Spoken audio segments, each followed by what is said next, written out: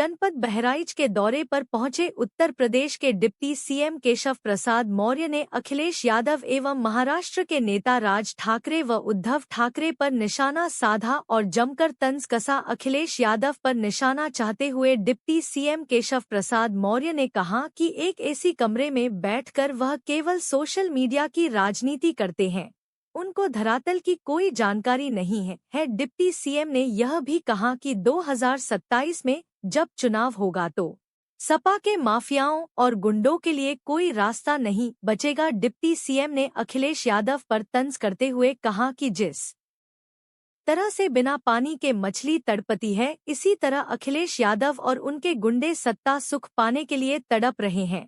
उन्होंने कहा कि 2027 में पूर्ण रूप से 2017 की तरह कमल खिलेगा, क्योंकि चुनाव आयोग लगातार एक बूथ एक मत को लेकर काम कर रहा है। अब हर कोई एक बूथ एक ही मत का प्रयोग कर सकेगा। महाराष्ट्र में भाषा के नाम पर उत्तर भारतीयों के साथ हो रहे दुर्व्यवहार को लेकर डिप्टी सीएम केशव प्रसाद मौर्य ने कहा कि वहां के मुख्यमंत्री देवेंद्र फडणवीस से बातचीत हुई है, जल्द ही मामला सुलझ जाएगा। उन्होंने राज ठाकरे और उद्धव ठाकरे के ऊपर कटाक्ष करते हुए कहा कि अब इन दोनों भाइयों की राजनीति का विरासत खत्म होने के कगार पर है। यही वजह है कि इस तरह की उटपटांग बयानबाजी महाराष्ट्र में की जा रही है। बिहार में होने वाले चुनाव को लेकर डिप्टी सीएम केशव प्रसाद मौर्य ने कहा कि जिस दिन रिजल्ट आएगा उस दिन देखिएगा, वहां पर एनडीए की ही सरकार बनेगी। जितने लोग आज दावा कर रहे हैं सब फिसड्डी साबित होंगे। चुनाव आयोग का समर्थन करते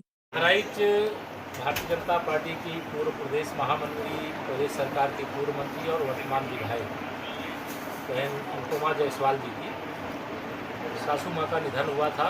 मुझे सूचना थी, आना था, लेकिन मैं आ नहीं पाया था। तो आज शोक प्रकट करने के लिए मैं यहाँ पर आया हूँ और अभी श्रद्धांजलि अर्पित करने के बाद आप सबके साथ बात कर रहा हूँ। हमारे क्षेत्रीय अध्यक्ष कमलेश मिश्रा जी और हमारे जिला अध्यक्ष ब्रजेश जी, हमारे दोनों माननीय विधायक और पार्टी के सभी नेतागण यहाँ मौजूद हैं। मैं आप सबको इतना ही बताऊंगा कि हम लोग 2027 का जो विधानसभा चुनाव आएगा उसमें हम लोग 2017 दोहराएंगे। समाजवादी पार्टी फर्जी पीडीए की बात करती है। उनका पीडीए परिवार डेवलपमेंट एजेंसी है। उनका पीडीए गुंडों, अपराधियों, माफियाओं, दंगाइयों का संरक्षण करने वाला है। उनका पीडीए के नाम पे वोट तो लेना चाहते हैं, लेकिन जब 2012 से 2017 सत्ता में थे तब उनको न पिछड़ों की याद आई, न दलितों की याद आई, नागरिकों की याद आई। केवल तुष्टीकरण और गुंडागर्दी उनकी राजनीति का, उनकी सत्ता का मुख्य आकर्षण है। 2024 के लोकसभा चुनाव में हम लोगों को प्रदेश में जो अपेक्षित सफलता नहीं मिली थी, उसके पीछे मैं कारण मानता हूँ कि लोगों ने दुष्प्रचार किया, अफवाह फैलाया और उसके कारण से इनको उनके गुब्बारे में जो हवा भरी थी उसे हरियाणा विधानसभा, महाराष्ट्र विधानसभा, दिल्ली विधानसभा के चुनाव में जनता ने निकाल करके बता दिया है कि जनता भाजपा के साथ है, प्रधानमंत्री मोदी जी के साथ है और कमल के फूल के साथ है।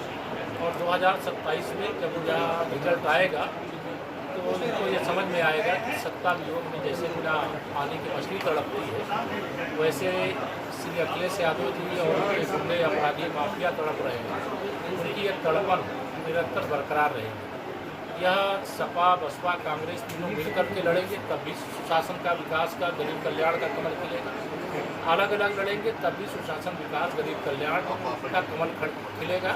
और देश और प्रदेश में डबल इंजन की सरकार 2047 तक, जब तक विकसित भारत नहीं बनेगा, जब तक विश्व गुरु भारत नहीं बनेगा, जब तक सामरिक रूप से हम महाशक्ति बन गए हैं, लेकिन अभी और जो कमी है उसको भी माननीय प्रधानमंत्री मोदी जी के नेतृत्व में पूरा करने का काम हो रहा है। हम आर्थिक महाशक्ति, चौथी अर्थव्यवस्था बन चुके हैं, तीसरी बनने की ओर है और भारत हर क्षेत्र में प्रगति कर रहा है। 25 करोड़ लोग गरीबी रेखा से बाहर निकले। उत्तर प्रदेश की दृष्टि से बड़े बड़े गुंडे, बड़े बड़े अपराधी, बड़े बड़े माफियाओं के खिलाफ कड़ी कार्रवाई हुई है। इस समय कांवड़ यात्रा चल रही है और हमारी सरकार, चाहे राम भक्त हों, चाहे कृष्ण भक्त हों, चाहे शिव भक्त हों, चाहे प्रयागराज कुंभ में आने वाले कुंभ के यात्री हों, सब पर फूल बरसाती है, उनका स्वागत करती है, उनकी सुरक्षा करती है, उनकी यात्रा निर्विघ्न किसी बाधा के बिना समाप्त इस प्रकार का कार्य करती है। इस दिशा में आगे बढ़ सर, अखिलेश यादव ने कहा है कि पोस्ट किया है कि शिक्षा के लिए अब भिक्षा मांगनी पड़ रही है उत्तर प्रदेश में, क्या कहेंगे आप? देखिए, श्री अखिलेश यादव जी को धरातल की कोई जानकारी नहीं है। वो एसी कमरे में बैठ करके ट्वीट करते हैं और ट्वीट से समझते हैं कि 25 करोड़ जनता के बीच की राजनीति कर लेंगे, तो वह दिन चला गया। अब वह भी दिन चला गया कि गुंडों, अपराधियों, माफियाओं के बल पर बूथ कब्जा कर लेंगे। अब वह भी दिन चला गया है कि समाजवादी पार्टी का एक वोटर 10 बूथ पे वोटर बना रहेगा, तो बूथ कब्जा करके अधिक वोट गलती फर्जी मतदान करवा लेंगे। अब वह भी नहीं होने वाला।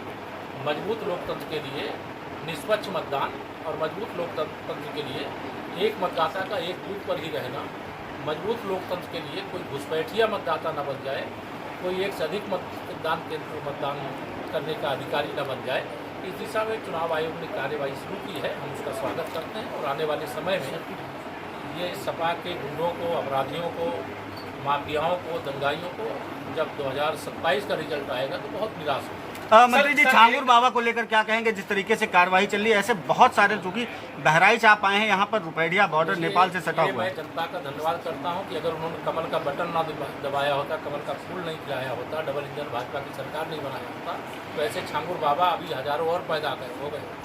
अभी तक जो छिपे थे, कहीं पाताल के अंदर घुसे थे, वो सब धीरे धीरे कर निकल करके बाहर आ रहे हैं और वह सारे लोगों के खिलाफ जांच चल रही है जो इस प्रकार का अपराध करने वाले हैं। उनकी जांच करके उनके खिलाफ कार्रवाई हो रही है और आने वाले समय में भी अगर कोई ये समझता है कि गैर कानूनी काम उत्तर प्रदेश में करेगा, भाजपा की डबल इंजन सरकार में करेगा, युग ही खत्म हो गया है। ये अगर माननीय प्रधानमंत्री नरेंद्र मोदी जी का युग है, तो ये भारत का भी युग है। दुनिया के 27 देशों में, जैसे भारत में सर्वोच्च सम्मान भारत रत्न है, वैसे 27 देशों ने माननीय प्रधानमंत्री मोदी जी को अपने अपने देश का सर्वोच्च सम्मान दिया है और 140 करोड़ भारतवासियों को वह सम्मान माननीय प्रधानमंत्री जी ने समर्पित किया है। ये हम सबके लिए गर्व की बात है। सर, मात्र 4 महीने के बाद बिहार में चुनाव होने जा रहे हैं और बिहार में प्रशांत किशोर नाम के एक व्यक्ति जो कभी बीजेपी के साथ रहा करते थे, वो एक बदलाव की बयार के लिए पूरी तरीके से बिहार को बदलने पर लगे हैं और साफ तौर पर कह रहे हैं कि जदयू और बीजेपी को हम साफ कर आज आप मुझसे जब बात कर रहे हैं, आज 12 जुलाई जी, जब वहाँ चुनाव होंगे, चुनाव के रिजल्ट आएंगे, तो बिहार के इतिहास की सबसे बड़ी विजय जो हमारा एनडीए है, भारतीय जनता पार्टी, जनता दल यू और ये लोक जनशक्ति पार्टी रामविलास पासवान जी की, ये सारे मिलाकर के जो हमारे गठबंधन का हिस्सा है, सबसे बड़ी विजय जैसे महाराष्ट्र में हुई, जैसे हरियाणा में हुई, जो जैसे दिल्ली में भी होगी। आप विश्वास रखें, बाकी ये सब दल बनते हैं और बिखरते हैं, ये पानी के बुलबुले की तरह होते हैं, इनका कोई भरोसा नहीं। मंत्री जी, महाराष्ट्र में जिस तरीके से राजनीतिज्ञ है, क्या लगता है कि आजम खां की नाराजगी सपा को भारी पड़ेगी?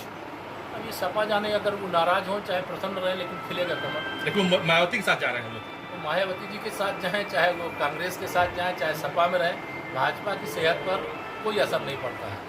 सर एक सवाल की एक बड़ी जिम्मेदारी आपके ऊपर देने की चर्चाओं का बाजार में गर्म है। चर्चाओं में अब दम नहीं होता, जो पर्चे में होता है वो चर्चा में नहीं होता, जो चर्चा में होता है वो पर्चे में नहीं होता। महाराष्ट्र में जिस तरीके से राज ठाकरे और उनके कार्यकर्ता उत्तर भारतीयों के साथ में दुर्व्यवहार कर रहे हैं हिंदी भाषा को लेकर, उस पर क्या कहेंगे आप? क्या सरकार भी हस्तक्षेप करेगी इसमें? गलत है और वहाँ के मुख्यमंत्री आदरणीय देवेंद्र फडणवीस जी लगातार कह रहे हैं कि भाषा किसी की कोई भी हो सकती है। हम लोग एक भारत श्रेष्ठ भारत के लिए काम कर रहे हैं।